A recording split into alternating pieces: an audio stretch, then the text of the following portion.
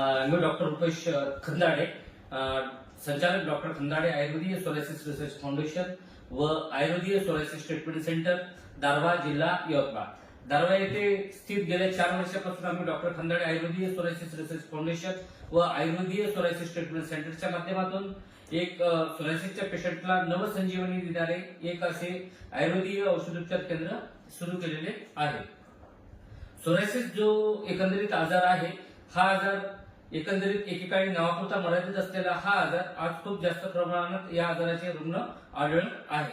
आज आमच्या doctor Khandade आयुर्वेदीय psoriasis research सेंटरच्या फाउंडेशनच्या माध्यमातून आज जवळपास 1 लाखापेक्षाही अधिक पेशंट्स आमच्याकडे कनेक्टेड झालेले आहेत. यामध्ये आज आमच्या डॉक्टर खंदाडे आयुर्वेदीय सोरायसिस रिसर्च फाउंडेशनमध्ये भारताच्या प्रत्येक राज्यातून, प्रत्येक जिल्ह्यातून तसेच इतर काही जे आउट ऑफ कंट्री मधले सुद्धा जवळपास 15,000 पेक्षाही अधिक पेशंट्स आज आमच्याशी जुळले गेलेले आहेत. तर मी आता पुढील 15 मिनिटांमध्ये आपल्याला सोरायसिस विषयी सखोल माहिती सांगणार आहे. तर ही माहिती आपण काळजीपूर्वक ऐकावी. चला तर नमस्कार. सोरायसिस हा जो आजार आहे, या आजाराची सुरुवात विशेषतः शरीरावर कुठेतरी एखादा कोंडा सदृश असा चट्टा येतो, त्या चट्ट्यामधून कोंडा निघतो, ज्याला आपण डॅन्ड्रफ वगैरे म्हणतो किंवा मग स्काल्प वगैरे म्हणतो. तर सुरुवातीला जेव्हा आपल्याला हा चट्टा आला तेव्हा आपल्याला या आजाराविषयी कुठलीही कल्पना नसते. तेव्हा आपण सुरुवातीला कुठल्या तरी क्रीम्स लावतो आणि त्या आजाराला आपल्याला टेम्पररी एखाद्या स्टेरॉइडयुक्त क्रीम लावल्यानंतर आपल्याला टेम्पररी कमी वाटते. परंतु कालांतराने कुठल्याही क्रीमने तो आजार कमी न झाल्यामुळे आपण कुठल्याही एखाद्या स्किन स्पेशलिस्ट डॉक्टरांकडे जातो आणि तिथून आपण ट्रीटमेंट सुरू करतो. जसं की आपण जेव्हा ती ट्रीटमेंट सुरू केली तेव्हा आपल्याला त्यामध्ये विशेषतः काही औषध दिले जातात. त्या औषधं घेतल्यानंतर आपल्याला टेम्पररी कमी तर वाटतं, परंतु कालांतराने त्या औषधाचा सुद्धा कुठलाही इफेक्ट होत नाही. नंतर आपल्याला कालांतराने असे अनुभव येते की आपण जसं जसं या सोरायसिस करता औषधोपचार घेत आहे तसं तसा आजार कमी होण्याऐवजी आजार वाढत आहे. तर ऍक्च्युअली सगळ्यात महत्वाचं म्हणजे सोरायसिस मध्ये जे काही ॲलोपॅथिक औषधं आहेत, हे औषधं फक्त एक प्रमाणात त्या आजाराला टेम्पररी कमी करू शकते, परंतु कालांतराने आम्ही असे बघत आहे की ज्या सोरायसिसच्या पेशंटला सुरुवातीला 1-2 कुठेतरी बॉडीवर चट्टा होता, तो चट्टा कालांतराने 1-2 ऐवजी पूर्ण बॉडीवर तो सोरायसिस वाढलेला आहे.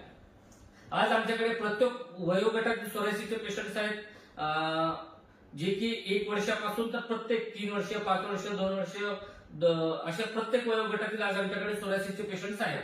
तर हा आजार एवढा भयंकर वाढलेला आहे, जो एकेकाळी नावापुरता मर्यादित असलेला आज आजार हा खूप जास्त प्रमाणात उग्ररूप धारण करत आहे.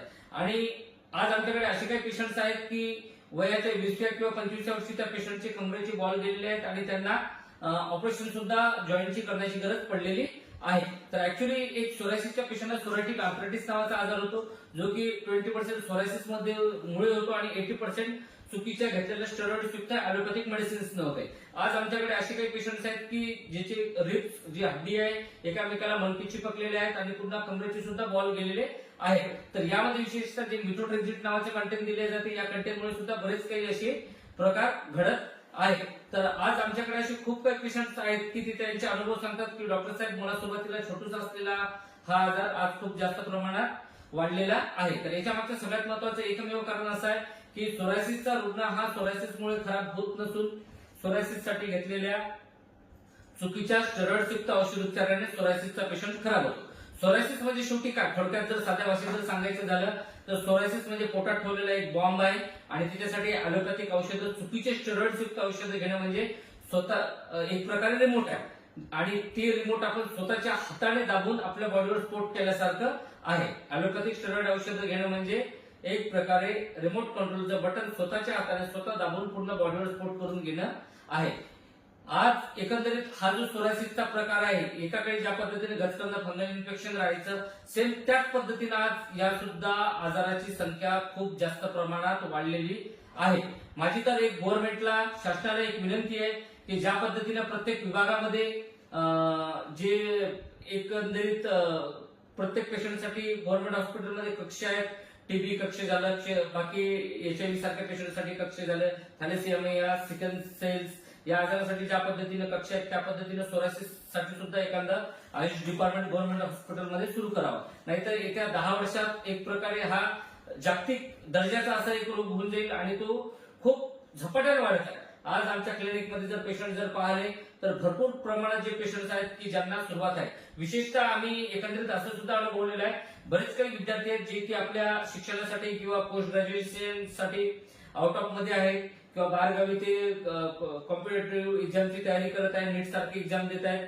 तर या विद्यार्थ्यांसुद्धा मध्ये एकंदरीत आम्ही जर पाहिलं तर खूप जास्त प्रमाणात सोरायसिसचं प्रमाण वाढत आहे. आता सुरुवातीला ही जेव्हा विद्यार्थी आमच्याकडे येतात तेव्हा त्यांची कंप्लेंट राहते की डॉक्टर साहेब मला डोक्यामध्ये कोंडा झालेला आहे, स्काल्प झालेला आहे. परंतु तो एकंदरीत सोरायसिसची ही एक प्रकारे पहिली पायरी म्हणायला काही हरकत नाही आणि कालांतराने तो आजार पूर्ण वाढत जातो आणि नंतर मग ते पेशंट 4-6 महिन्यानंतर आम्हाला दाखवतात की सर मी तुमच्याकडे 3-4 महिने आधी साध्या कोंड्यासाठी आलो होतो परंतु याचं रूपांतर सोरायसिस मध्ये झालं. तर सगळ्यात महत्वाचं एक प्रकारे खानपान चुकीची जीवनशैली हे सुद्धा या आजारासाठी खूप जास्त कारणीभूत आहे. तर आमची जी एकंदरीत ट्रीटमेंट आहे ही शुद्ध शास्त्रोक्त अशी आयुर्वेदिक ट्रीटमेंट आहे, जे की सोरायसिसच्या पेशंटला एक प्रकारे नवसंजीवनी देणारी अशी ट्रीटमेंट आहे, जे की कितीही खराब झालेला सोरायसिसचा पेशंट असू द्या 1 ते 2 महिन्यातच तो पेशंट आमच्या ट्रीटमेंटने एक समाधान होते आणि ते एक नॉर्मल पद्धतीने त्याची जीवन जगते. आज आमचे एक 25 एकरामध्ये भारतातलं सगळ्यात मोठं हॉस्पिटल जे की 500 बेडचं सोरायसिसचं हॉस्पिटल आहे.